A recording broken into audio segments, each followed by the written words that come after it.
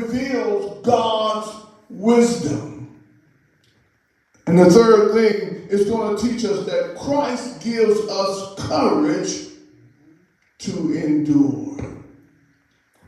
I don't know about you, but God gives me the courage to keep on enduring.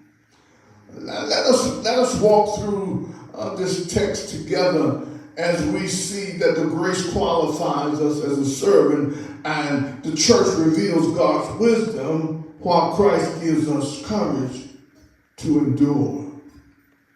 Let's look at the word grace. Grace is favor or goodwill. It's a manifestation of favor by a superior. Favor shown in granting or delaying temporary immunity. The freely given, and the one that we love to say all the time is his unmerited favor and the love of God. In other words, you couldn't earn what God has given us. He's graced us. The influence of our spirit of God, of the Spirit of God operating in humans to regenerate or strengthen them. A virtual or an excellent of divine origin. Now, we're talking about the Christian's grace. The Apostle Paul begins with a confession. I become a minister according to the gift of God's grace.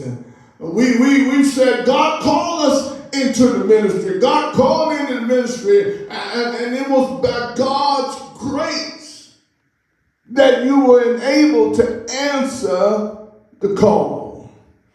It says, going less than the least of all the saints. The Apostle Paul was looking at himself and he was remembering how he persecuted the church. The Apostle Paul was saying that I'm the least of all of the other apostles, Peter, James, and John. I'm the least of all of the 12 that walked with Jesus because I persecuted the church. Amen. Paul never forgot who he used to be. Sometimes we forget who we used to be. He remembered the days when he persecuted the church. He remembered the time when he was prideful. He liked doing what he was doing, but he was blinded. All the violence that he was carrying on is because he was